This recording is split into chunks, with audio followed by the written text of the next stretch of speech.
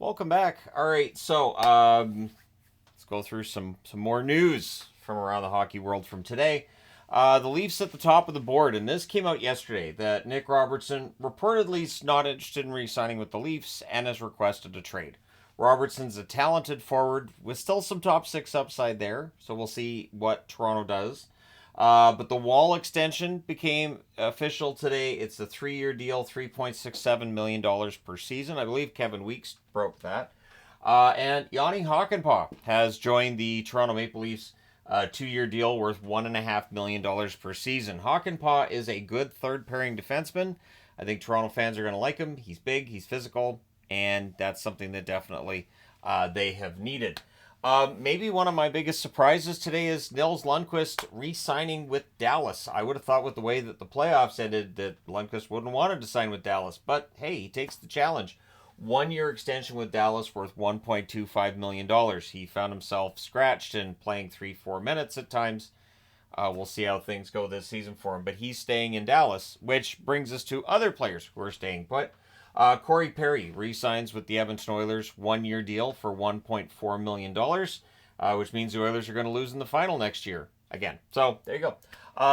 And they've not asked Evander Kane to waive his no-trade clause. A lot of talk about Evander Kane right now, and apparently the no-trade clause has not been touched, and they haven't asked him to do anything with that. So we'll see if Kane's is still an Oiler this fall, but at this point he is. Emil Bemstrom re-signs with the Pittsburgh Penguins for a year. I believe it's a two-way contract, $775,000 at the NHL level. Of course, the big signing, in terms of re-signing, Sam Reinhart. So while Florida loses some depth today, not going to lie, they do. They lose some depth. That's what happens to most Stanley Cup winners, right? That's part of the reason it's so hard to repeat as Cup champ. But Reinhart re-signs for 8 years. The cap hit, $8.625 million. That is a perfectly fine cap hit for Reinhart. Look at some of the money that other players got today. His cap hit is a little bit less than $1 million more than Elias Lindholm's cap hit that he got from Boston today. So just to put things into perspective, yeah, Reinhardt's deal is perfectly fine. And the players that they've lost, I think they'll be able to replace. Again, this is where teams that weren't busy today, they go, they find diamonds in the rough, they use their pro scouts, and a lot of these teams will recover. Martinook re-signs with Carolina, 3 years at $3.05 million. There was a lot of speculation over which teams might be interested in him. But is Martinook going to look right in another jersey? No. No, he's not. So Martinook stays, and Jacob Slavin, this was rumored to be coming, and it did. The first day that he's able to sign an 8-year extension, he does with Carolina. The cap hits $6.46 million per season. Keeping in mind this means that Draisaitl is officially able to sign an extension with the Oilers starting today. So I would be very surprised if that doesn't happen at some point this summer. Philadelphia, a little bit busy too. Hathaway re-signs 2 years at $2.4 million per. I wonder if he'll get asked again about why'd you sign there? What are you thinking? Weird. But anyways, that's what happened the last time he signed in Philly last summer. And Eric Johnson re-signs with them at 1 year for $1 million. So he was thinking about retirement. Philly talked him out of it, and they're going to keep him around to instruct their young blue line. And of course, officially, Matvei Michkov has signed his entry-level contract with Philadelphia.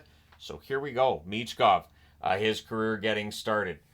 Sharon Govich signed a 5-year extension with Calgary.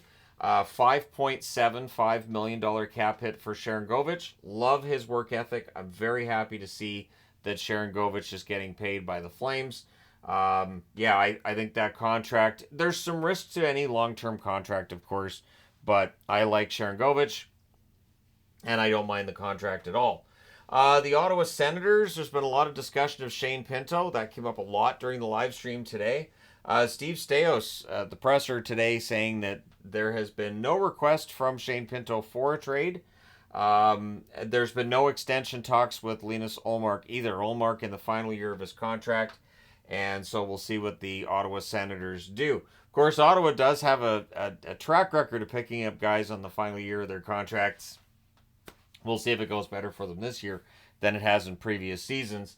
But yeah, so apparently Pinto, been no request for a trade, and I know Ottawa wants to keep him, and there were a lot of rumors that he was going to sign an extension after he signed the 1-year contract that just expired. So I don't see why they can't work it out. A huge extension also announced while I was putting this board together. Montreal fans, are you excited? I'm going to say this. I think this contract perfectly fine by what we do now when it comes to signing contracts. You're paying for what somebody's going to do. So Slafkovsky signs an 8-year extension with the Montreal Canadiens. The cap hit is $7.6 million. I did see a Rangers fan saying, what's that going to do to the Lafreniere extension talks? Well, Lafreniere, I don't think had the second half that Slafkovsky did. Slafkovsky had a really strong second half for Montreal. I'd be very surprised if he doesn't reach point per game status next year. This contract, of course, again, 8-year extensions, there's risk, but you're paying for what you think he's going to do. If Slafkovsky reaches his ceiling, this contract becomes a huge bargain as soon as next year. So the Montreal Canadiens keep him. And so let me know your thoughts. If you're a Habs fan, are you in support of that contract? Do you think it's too high? Let me know your thoughts. And Wenberg is headed to San Jose. So earlier today they picked up Toffoli. Now they pick up Wenberg as San Jose continues to pick up NHL caliber forwards and defensemen after a year where, they wanted Celebrini. They got Celebrini. Now they're adding NHL players.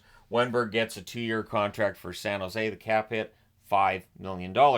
So there you go. Let me know your thoughts about this board in the comment section below. Do not be surprised when I'm back again soon with another News of the Day video, but it is July the 1st. That's how it works.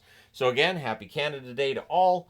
Hopefully you're having a good day, and hopefully your team did something you're happy about. And if they haven't, don't get too panicked. I've seen a lot of Tampa fans that are absolutely choked by how they feel with Stamkos leaving and picking up Gensel and not feeling like it's worth it.